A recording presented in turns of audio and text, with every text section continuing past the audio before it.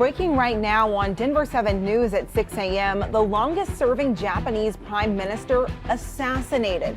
New details about how it happened as condolences pour in from around the world. New gun laws in one Colorado city face their first legal battle.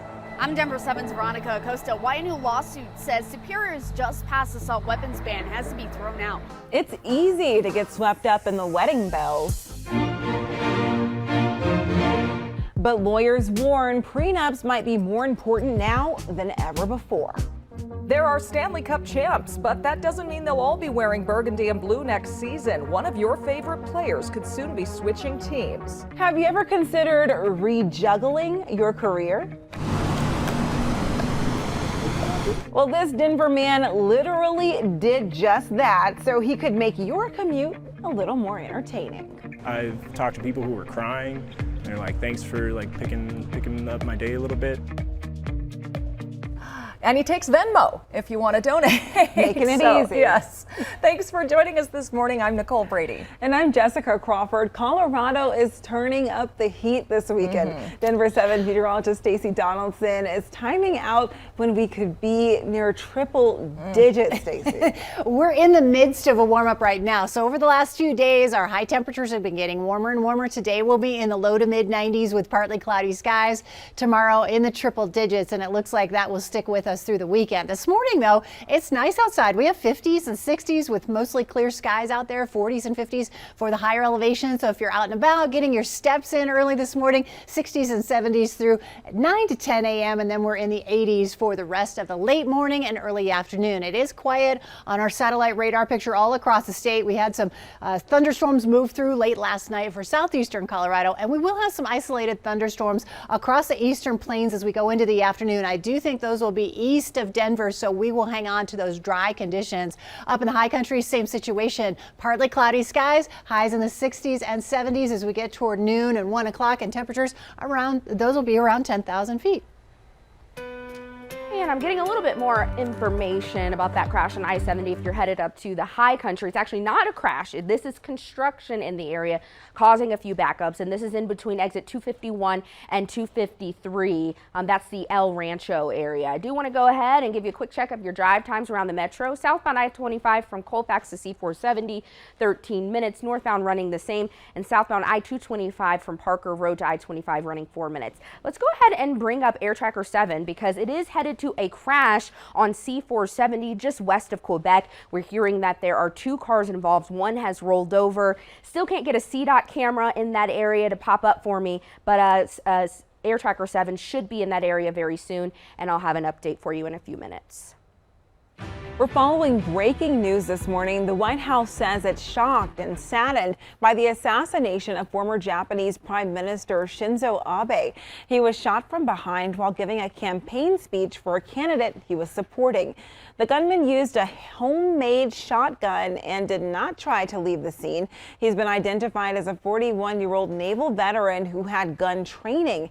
His motive remains a mystery, though. So far, the shooter has told police he was dissatisfied with Abe, but the attack was not a statement on his political beliefs. Back here at home, the first funerals for victims of the July 4th parade shooting in Highland Park, Illinois will be held today. 2 beloved grandfathers and a former synagogue preschool teacher will be remembered. But much of the focus this morning is on whether this whole tragedy could have been prevented. This morning, newly revealed police reports show several disturbing incidents involving the suspected Highland Park parade shooter and his family. A report from April of 2019 said the suspect attempted to commit suicide by machete. Less than 6 months later, police were called to the home again after the suspect threatened to kill everyone in the household. The suspect at that time turned over multiple weapons, including a 24-inch samurai sword. Police submitted a document declaring the suspect a clear and present danger. But his father, who sponsored his son's gun permit, tells ABC News he wasn't aware of the suicide attempt and believes the threat against his family wasn't genuine. Making threats to the family, I think it was taken out of context where it was like just a child outburst, whatever he was upset about.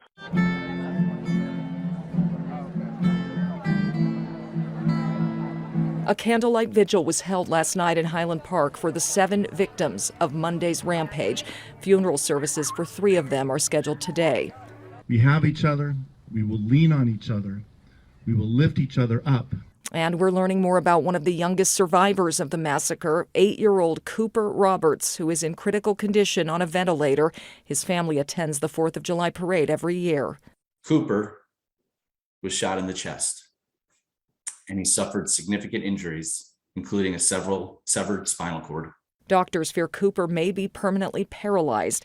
His twin brother Luke and his mother Julie were also shot. His mom woke up in a different hospital but requested to be discharged when she heard about Cooper's condition. Quite frankly, she probably should not have been discharged, but she insisted on it so that she could be at her son's side. It is so tragic. There is a GoFundMe right now posted for Cooper Roberts and his family. And with gun violence at the top of our minds again, a group of Colorado gun owners is suing the town of Superior, trying to reverse gun restrictions that are just a few days old. Denver 7's Veronica Costa joins us now with a new decision from the Supreme Court and how that's playing a role in this. Well, Superior's stricter gun laws ban assault weapons as well as magazines that can hold more than 10 rounds. That was just passed last month after the Uvalde, Texas school shooting. And now Rocky Mountain Gun Owners says that law is unconstitutional. The group actually filed a lawsuit in federal court just yesterday. In that lawsuit, it cited the Supreme Court decision Bruin, which struck down a part of New York's concealed carry law. The decision said governments can regulate but can't prohibit the public carrying of firearms by law-abiding citizens for the purpose of self-defense. Now, before the Superior gun laws were passed, we did speak with town trustee Tim Howard. He told Denver 7 he hopes Superior's measures and ones like them that were passed in Boulder and Louisville as well as Lafayette prompt some state action here. My hope is that the state legislature will take forward a number of these for potential statewide adoption, that Governor Polis will look and recognize this is what the people of Colorado want.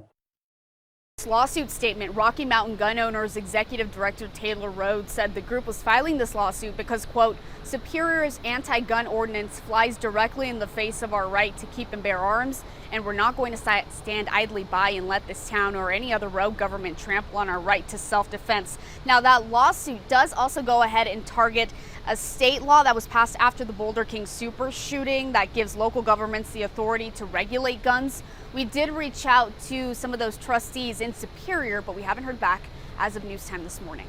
In Denver, I'm Veronica Costa, Denver 7. All right, thank you, Veronica. School resource officers from around the country have been here in Colorado this week, and they're wrapping up their conference today. 2 people impacted by the tragedy at Sandy Hook Elementary will be closing speakers. Michelle Gay co-founded the nonprofit Safe and Sound Schools after losing her daughter Josephine Grace in the 2012 shooting. School resource officer Will Chapman was also one of the first responders that day. Last night, conference attendees gathered at the Columbine High School Memorial. Former Principal Frank DeAngelis read the names of all 13 victims as the group reflected on their mission to keep our kids and teachers safe. This morning, the partner of former Aurora Police Chief Vanessa Wilson will be in court. Robin Nacita is charged with retaliation against an elected official. Investigators say Nacita falsely reported an Aurora City Council member for child abuse. The report was filed a day after the city leader criticized Vanessa Wilson in an interview. Well, we can't stop talking about the Avs here. A shakeup could be coming for the Stanley Cup winners' starting lineup. Avs goalie Darcy Kemper will likely be a free agent soon. GM Joe Sakic is facing a salary cap and can't afford the extra money Kemper's agent is asking for. But we did kind of see this coming. Yesterday, the Avs got a new goalie in a trade with the Rangers. The Avs are early favorites to repeat for the Stanley Cup next season. Meanwhile, we want to give a big congrats to GM Joe Sakic. He won the Jim Gregory General Manager of the Year award. He was a Hall of Fame Avalanche player and is now the best GM in the league. Few people are buying gas as prices remain high, but it isn't helping our pollution like you might think. Plus, I wanted to live for myself again, and yeah, juggling helped me do that. He's the stoplight showstopper. We hear from this Denver juggler who left his day job to make drivers smile.